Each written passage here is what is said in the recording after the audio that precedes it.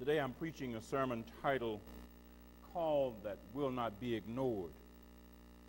Isaiah 55 was addressed to people who had been taken to Babylon as exiles after the kingdom of Judah was conquered by King Nebuchadnezzar of Babylon in 586 BC. Almost 50 years later, the Babylonians were defeated by Cyrus, the king of Persia. Afterwards, Cyrus allowed the Jewish exiles that Nebuchadnezzar had taken to Babylon to return to Judah.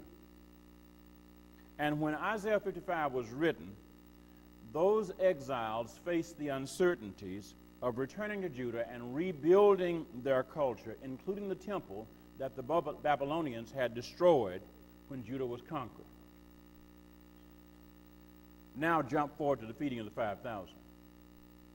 The feeding of the 5,000 is the only miracle that is contained in all four Gospels.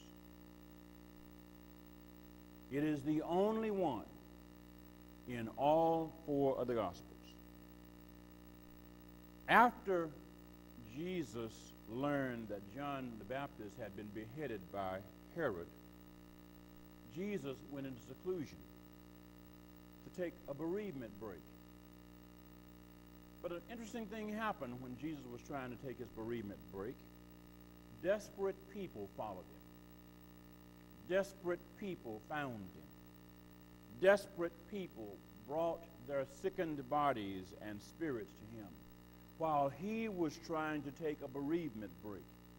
In the face of his own grief, Jesus, according to Matthew 14:14, had compassion for them and healed their sick.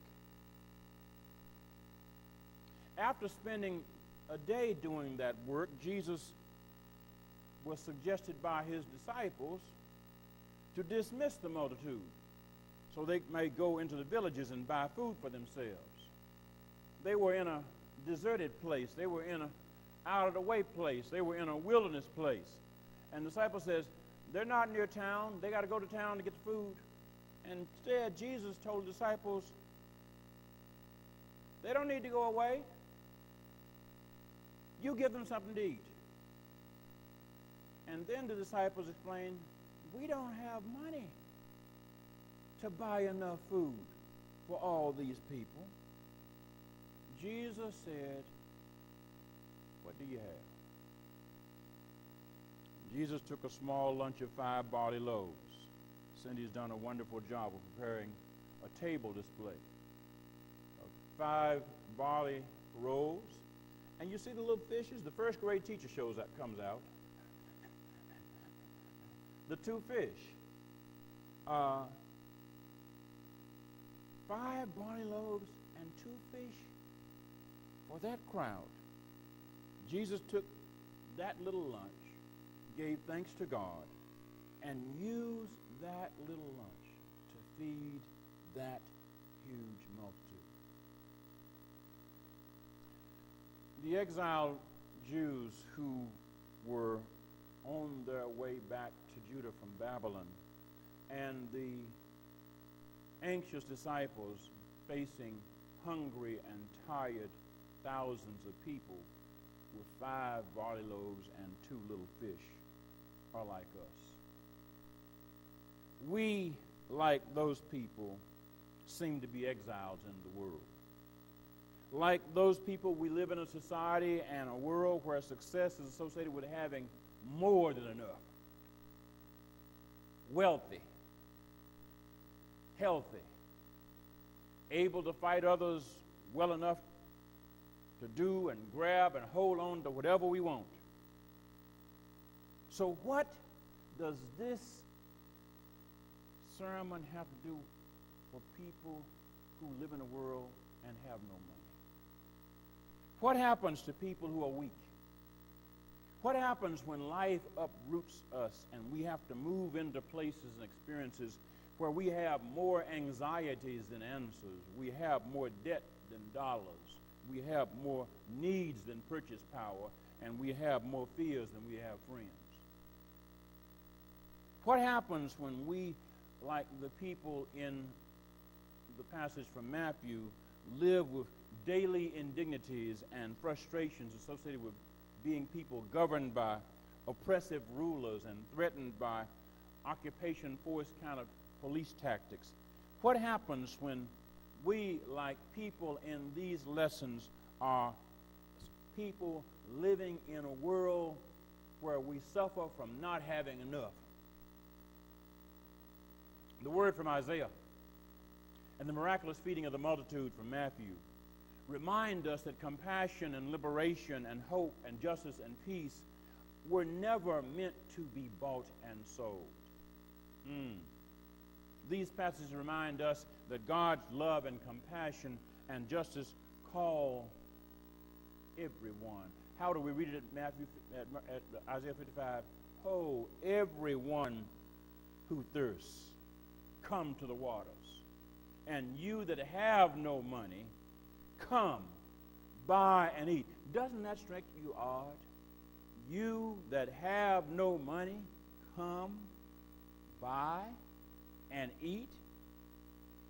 Come, buy wine and milk without money and without price. What's up? Like the exiles in Babylon and the hungry multitude before Jesus, our challenges are bigger than our resources. We have less money than we have appetite, and sometimes less money than we have need. Yet we often spend our money on what doesn't satisfy. Often we live in food deserts where the money we have has to be spent on food and beverages that not only don't satisfy, but make us sicker rather than healthy. We work on jobs that don't re-imbibe us, but wear us out, and sometimes wear us down. And like the disciples who believed they didn't have the money needed to buy enough food for the hungry multitude, we often believe we are inadequate for the challenges of our time and place. We are like the disciples. We see what we have, and we see who we are, and we think something like this: we don't have enough. We don't have enough money. We don't have enough people. We don't have enough people with money. We don't have enough time. We don't have enough space. We don't have enough, you fill in the bank. Instead of hearing and heeding God's call to trust God's provision, we spend our efforts on things that don't satisfy, and then we worry about not having enough. Instead of trusting God to do exceedingly abundantly more than we can imagine, as St. Paul said at Ephesians 3:20, we bank on our limitations. That was a deliberate pun. We bank on our limitations. When we are forced to deal with life, we say, this is what we got in the bank, it's not enough. This is how much energy I have, it's not enough. This is how much time I have, it's not enough. This is how many people we have, it's not enough. We look at our limitations and we say our limitations are the bank. And yet we have this word from Isaiah's prophecy at Isaiah 55, verses 2 and 3. Listen carefully to me and eat what is good and delight yourselves in rich food. This after being told, come and eat without money. Come buy without price. Incline your ear and come to me. Listen so that you may live. Listen to what?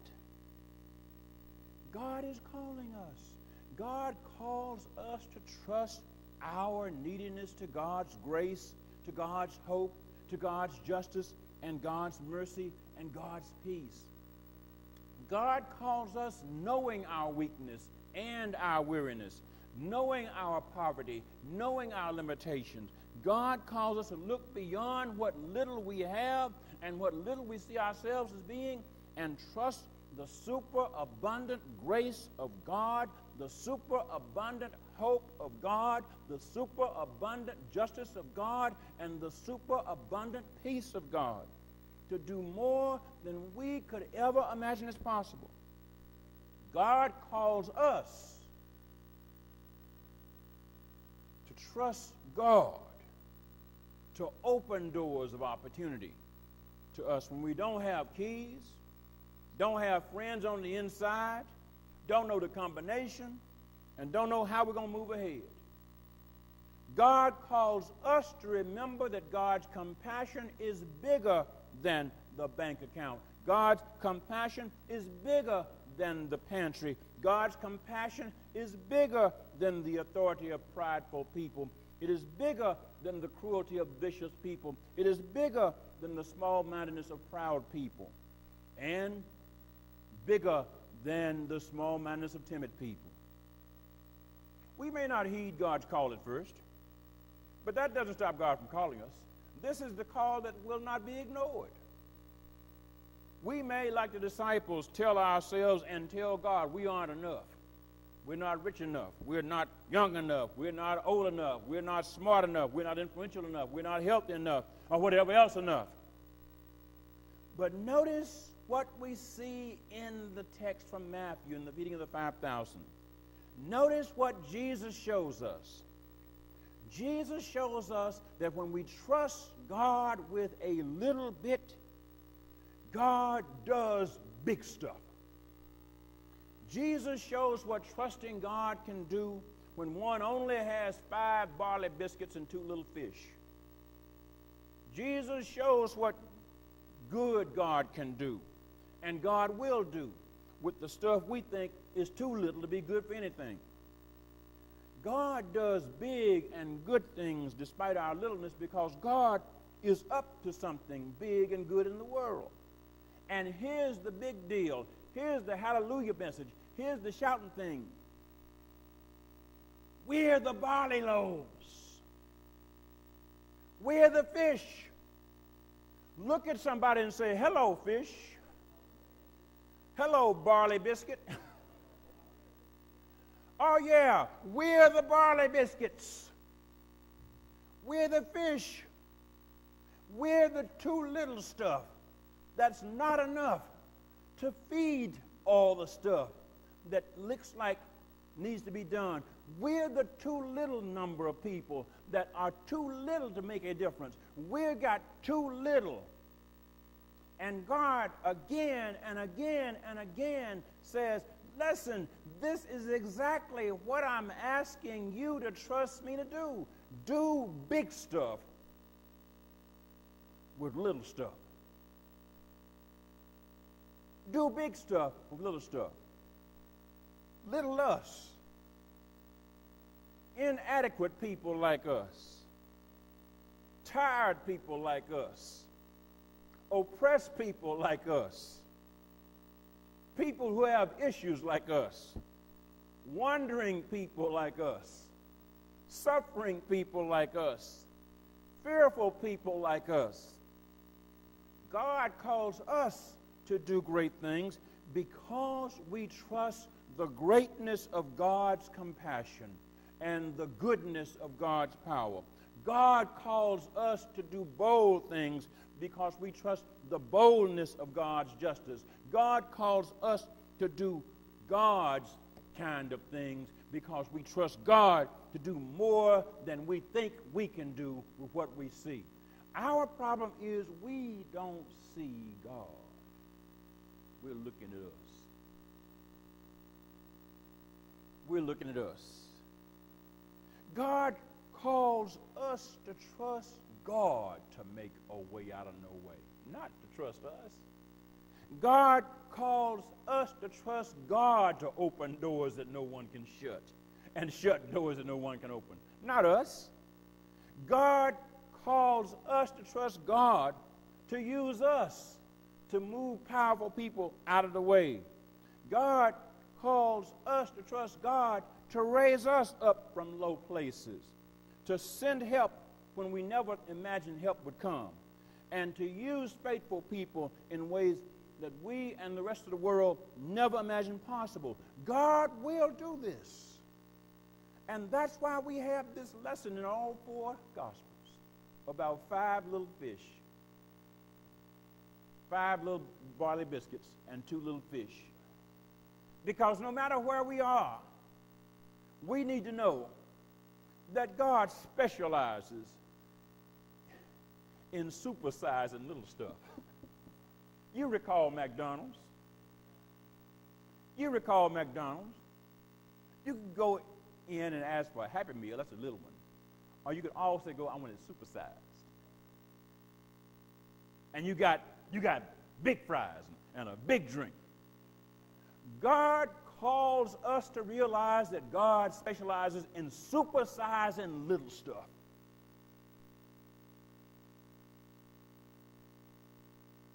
The worship services I attended as a child in rural southwest Arkansas began with something we call praise service. We don't do that anymore. But there was a time when we had praise service, a time when the congregation sang metered hymns and offered prayers of praise and trust. Usually 2 or more seasoned saints, typically church deacons, would stand before the congregation and lead worshipers in the hymns and the prayers.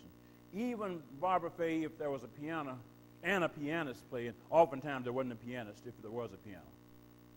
But even if there was a piano and a pianist, during the praise service, we always sang without the instruments. It was done. We didn't know it was called a cappella. We couldn't say a cappella. We just sang without the instruments. After each song, one of the church leaders would offer prayer, usually while kneeling in one of the deacon chairs beside the Lord's table. One hymn I recall, and one of my mother's favorites that we sang at her homegoing service in June of 2002 was Guide Me, O Thou Great Jehovah. You recall that hymn? Guide me, O Thou Great Jehovah, pilgrim through this barren land. And we would all sing, Guide me, O Thou Great Jehovah, pilgrim through this barren land. And then we would sing, I am weak. The leader would say, I am weak, but thou art mighty. Hold me with thy powerful hand. And then the congregation would sing it out. And the next stanza would be, bread of heaven, feed me till I want no more. It was several years before I realized the inspiration of that line.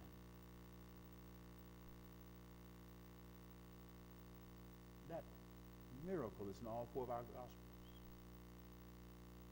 where we read that with 5 biscuits and 2 little fish, Jesus trusted God and fed more than 5,000 men, plus women and children, and they all got enough, and they had 12 baskets left over. Bread of heaven, feed me till I want no more. We sang those hymns. But did we learn the truth we sang about? We sang those hymns, but do we remember the faith we were being taught as we sang? Do we recall the next line? Open now the crystal fountain whence the healing stream doth flow. Do we recall that stanza? Strong deliverer, my favorite one. Strong deliverer, be thou still my strength and shield. We sang those words as oppressed people, segregated people, people whose grandparents and great-grandparents had been slaves, people who barely oftentimes could read, and those who could read were glad to be able to read to those who couldn't, and those who couldn't were glad to be able to recite what they heard because they believed in a God who was bigger than the words. God Me, O Thou Great Jehovah was written 300 years ago this year, in 1717. That hymn, like Isaiah 55 and the gospel accounts about how Jesus fed 5,000 with 5 barley loaves and 2 fish and ended up with 12 baskets of leftovers, remind us that God's compassion and God's care is not defined by what we have. It is defined by what we trust God with. If we trust God with what we have, God supersizes it.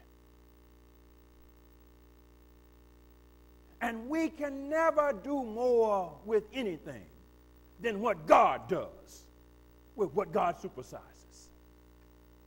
We never have so much that we have more than God can supersize. And we never can figure out how to outthink God's supersize. We never have figured out how to outplan God's supersize. Beloved, the call that will not be ignored is from God, who's saying, listen, I know how little you look. I know how little you think you have. I know how little the world thinks of you. And I know how big the issues are in your world. Don't look at all that. Trust me. Trust me. And I will supersize you.